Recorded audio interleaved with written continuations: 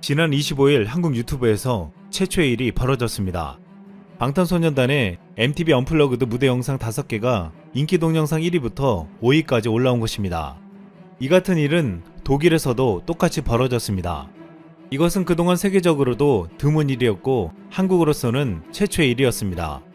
이 영상을 24일 방탄소년단이 MTV 언플러그드의 특별회차에 출연해 다이너마이트를 비롯해 5곡을 열창한 것이었습니다. 방탄소년단은 팬들을 위해 서프라이즈라며 영국 락밴드 콜드플레이의 픽스유를 불렀습니다. 이 곡으로 팬들이 위로를 받았으면 하는 마음을 밝혔습니다. BTS는 코로나 시대에 전세계 팬들에게 힘을 불어넣어주며 더 큰 호응을 얻고 있습니다. 그런데 최근 중국에서는 또다시 BTS에 대한 트집이 나와 전세계 눈총을 받고 있습니다. 하지만 중국의 의도와는 다르게 흘러가며 재밌는 상황이 연출되고 있습니다. 지난해 중국에서는 리더 RM의 한국전쟁 발언이 중국을 모욕했다는 어이없는 주장을 하며 BTS 상품을 수입 금지시키고 중국 내에서 몰아내야 한다는 말까지 나왔습니다. 당시 미국 워싱턴 포스트는 BTS의 팬덤 아미는 인종, 성별, 연령, 국적을 초월해 형성되어 있다며 중국은 이길 수 없는 상대를 골랐다고 비판했습니다. 이 같은 사건 이후 방탄소년단은 지난해 12월 코스모폴리탄과의 영상 인터뷰를 통해 콘서트에서 입었던 의상 중 가장 좋아하는 것은 아이돌 복장이라며 한복이 가장 좋았다. 한복은 대한민국 고유의 옷이라고 당당히 밝혔습니다. 이날 슈가는 아이돌 뮤직비디오 속 의상에 관해 한복과 수트를 믹스 매치했는데 잘 어울렸다고 전했으며 평소 개량 한복을 즐겨 입기로 소문난 정국 또한 코리안 컬처, 한국 문화라고 강조했습니다. 한복이 자신들을 것이라고 했던 중국에게 들으라는 듯이 BTS는 당당했습니다. 최근 BTS의 소속사 빅히트 엔터테인먼트는 2020년 창사 이래 최고의 연간 실적을 기록했다고 발표했습니다. 빅히트는 2020년 연간 매출액 7,963억 원, 영업이익 1,424억 원으로 매출액은 2019년 대비 36% 늘었고 영업이익은 44% 증가한 수치로 코로나19 팬데믹 상황에서도 창사 이래 최고의 실적을 기록했습니다. 그런데 이 발표에서 중국 관영 언론이 방탄소년단에 또 트집을 잡았습니다. 빅히트 엔터테인먼트가 발표한 재무 보고서에서 중국 영토인 남티베트를 인도 영토로 표시한 지도를 사용했다고 주장한 것입니다. 남티베트는 중국과 인도의 영유권 분쟁 지역으로 현재 인도가 시를 지배하고 있습니다. 중국 글로벌 타임즈는 한 중국 블로거가 이런 잘못을 발견해 중국 소셜미디어 더우반의 문제를 제기했다며 이 블로거는 양국 국민 사이에 적대감이 생기지 않도록 지도를 수정해야 한다고 주장했다고 전했습니다. 일부 중국 네티즌은 소속사의 잘못이라며 소속 아이돌을 비난해서는 안 된다고 주장했지만 일각에서는 BTS가 한국 전쟁 발언으로 논란이 된 것을 볼 때 소속사가 중국에 대한 반복적인 공격을 한 것이라고 반응했습니다. 그런데 지금 중국 내 여론은 중국 정부나 언론들의 의도와는 다르게 흘러가고 있습니다. 한 중국 연예 매체의 한 소셜미디어 계정에서는 예상치 못한 댓글들이 달리기 시작했습니다. BTS 소식에 12시간 동안 300여 개의 댓글이 달렸는데 SM 엔터테인먼트는 홍콩 대만도 국가로 표시하는데 왜 방탄만 문제 삼나? 사람들 눈길 끌려면 BTS밖에 없나 보네 라며 BTS가 아닌 오히려 매체를 비판하는 내용이 대부분이었습니다.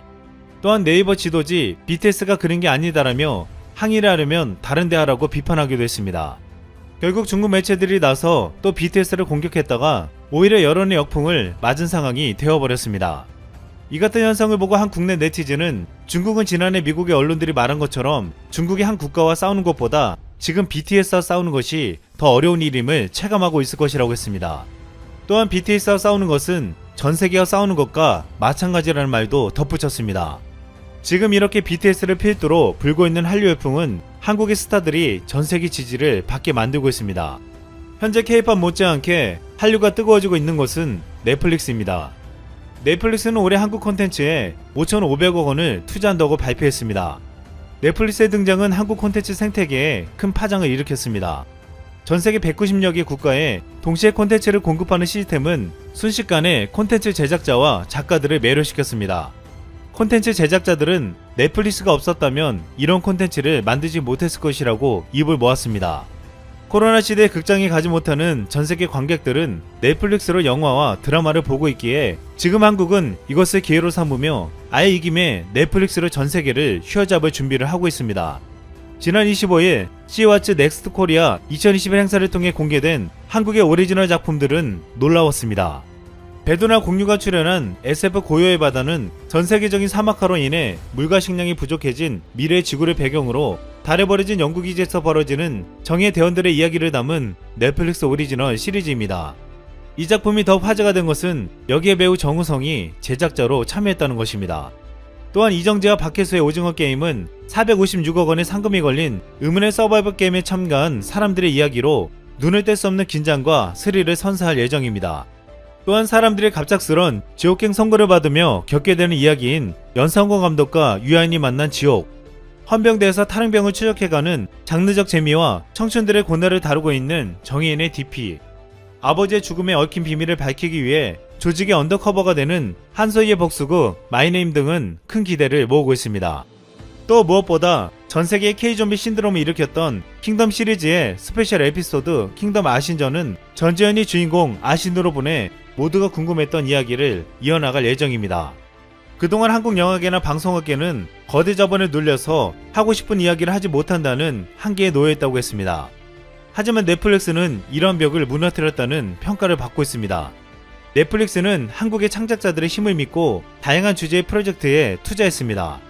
킹덤의 김은희 작가는 넷플릭스가 없었다면 킹덤의 제작은 불가능했을 것이라고 말하며 넷플릭스는 의견 안 주고 돈만 준다고 말했습니다.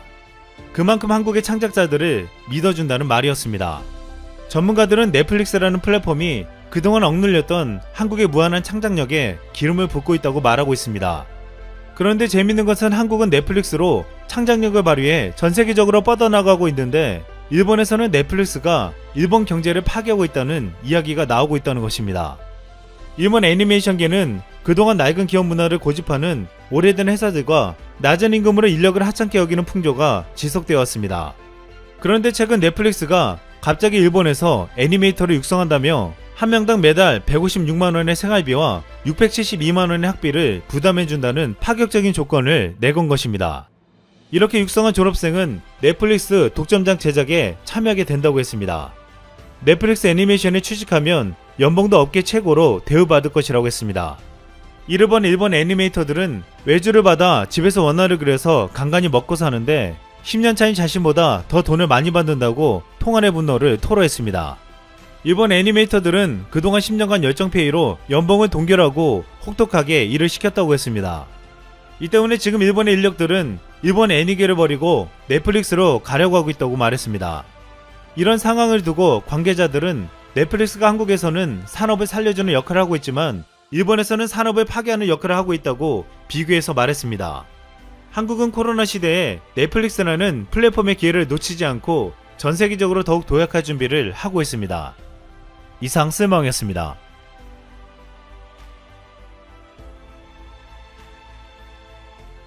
영끌, 영혼까지 끌어모으다의 줄임말로 최근 20대와 30대가 영혼까지 끌어모아 대출을 받아 집을 사고 있다고 해서 자주 쓰이고 있습니다. 집값이 빠르게 상승하는 가운데 특히 전세 가격이 폭등하면서 매매 가격과 큰 차이가 나지 않자 이제는 빚을 최대한 지고서라도 집을 사버리는 20, 30대가 늘어나고 있는 것인데요. 대출을 받지 못하는 저신용 등급자들이나 곧 전세 계약이 만기되는 이들은 이미 오를 대로 올라버린 부동산 가격을 감당하지 못해 불만을 토로하고 있습니다. 이에 정부는 최근 해결책으로 상가, 공장, 관광 호텔 등을 임대주택으로 전환해 공급할 것이라는 계획까지 내놓았습니다. 국토교통부와 기획재정부가 발표한 바에 따르면 총 공급 물량은 10만 호 이상으로 한국토지주택공사가 공실인 집을 사들여 임대를 하는 방식입니다. 이낙연 민주당 대표는 작년 10월부터 금년 10월까지 1년간 통계를 보면 서울시 인구는 4만 명이나 줄었는데 가구 수는 9만 6천 가구 늘었다. 가구 분리와 1인 가구가 폭발적으로 늘고 있다. 그것에 대해 충분한 대비가 없었다 전했습니다. 관광 호텔은 사실상 1인 가구 맞춤형 레지던스이기 때문에 이를 적극적으로 활용한다는 취지입니다. 이와 관련해 비판의 소리도 적지 않습니다. 한 네티즌은 자기들이 살 집 아니라고 문짝이랑 방만 있으면 다 집이라고 생각하는데 국민은 주거 환경과 입지 그리고 학군과 주위 생활 환경 등을 고려해서 집을 선택하고 있다 말했고, 또 다른 네티즌은 임대주택 살아도 놀림을 당하는데 공장 리모델링한 집에 살면 어떤 놀림을 당할까? 관광호텔 주변에는 유흥업소가 즐비할 텐데 라며 주변 환경에 대해 걱정하는 이도 있었습니다. 자, 그런데 여기서 이상한 점이 있습니다. 분명 내년부터 다주택자에 대한 종합부동산세와 양도소득세가 상당폭 인상됩니다. 1가구 2주택자가 내년 7월 10억에 산 아파트를 15억 원에 팔아 5억 원의 차익을 남겼다며 양도소득세로 3억 원을 내야 합니다. 이 때문에 상당수의 다주택자들이 이미 자신들이 보유한 부동산을 팔았는데요. 이상하게도 여전히 집값이 떨어지지 않고 있습니다. 그 이유는 충격적이었습니다. 한국에서 한국인들에 대한 부동산 규제는 강화되고 있지만 외국인에 대한 규제는 그대로이기 때문이죠. 특히 외국인들은 고강도 대출 규제가 적용되지 않는 해외 금융기관에서 돈을 빌려 한국 부동산에 투자하고 있는데요. 여기에서 핵심은 중국인 차이나머니였습니다. 홍콩 사우스차이나 모닝포스트는 한국 고급 아파트에 대한 중국인들의 관심이 빠르게 늘고 있다. 서울 주택을 보유한 외국인 가운데 중국인 비중은 2015년 32.5%에서 작년 8월 기준 61.2%로 거의 2배 가까이 급증했다 보도했습니다. 충격적인 점은 지난해 전체 국내 아파트 취득 건수는 1만 5,310건이었는데 이 중에서 무려 66%인 1만 105명이 중국인이었습니다. 여기서 더 황당한 것은 아파트와 연립주택 등 두 채 이상을 보유한 외국인 수는 6,042명, 세 채 이상 926명, 네 채 이상 924명, 심지어 한 외국인은 무려 133채나 보유하고 있었습니다. 실제로 최근 중국인 유학생 A씨는 한국어 어학과정을 밟고 한국에서 취업한 뒤에 수도권에서 자리를 잡고 서울 소재 고가 아파트를 비롯해 경기, 인천, 부산 등 전국에 8채를 사들였습니다. 이 중에서 7채를 전세나 월세로 돌렸지만 여기서 발생한 수입을 전혀 신고하지 않았습니다. 40대 미국인도 높은 소득이나 별다른 재산이 없었음에도 수도권과 충청 지역에서 갭 투자를 통해 아파트 40채를 구매한 사실이 알려져 논란이 된 바 있습니다. 중국인들이 보유한 한국 땅은 최근 8년 동안 무려 14배나 늘어났습니다. 여의도 면적의 6배가 넘는 땅을 중국인이 소유하고 있다는 것이죠. 최근 3년 동안 중국인이 사들인 국내 아파트는 3조 원, 이것도 지난 8월 평가 가치이기 때문에 현재 가치는 4조 원에 육박합니다. 중국인들이 국내 아파트를 통해 최근 3개월 동안에만 1조 원 가까이 벌어들인 셈이죠. 그동안 중국인들은 한국 부동산을 마치 쇼핑몰에서 옷 고르듯 주워 담았던 것인데요. 드디어 한국이 이러한 중국인들의 칼을 빼들었습니다. 더불어민주당의 정일영 의원은 외국인이 국내 주택을 매수한 뒤 6개월 이내 실거주하지 않을 경우 취득세를 20% 중과하는 지방세법 개정안을 대표 발의했습니다. 정 의원은 대한민국 국민에게는 각종 규제를 적용하는 한편 외국인의 부동산 투기는 규제하지 않는다면 사회적 논란이 커질 것이다. 해외에서 적용한 사례를 참고해 개정안을 발의한 만큼 시장 안정에 기여할 수 있도록 최선의 노력을 다하겠다 전했습니다.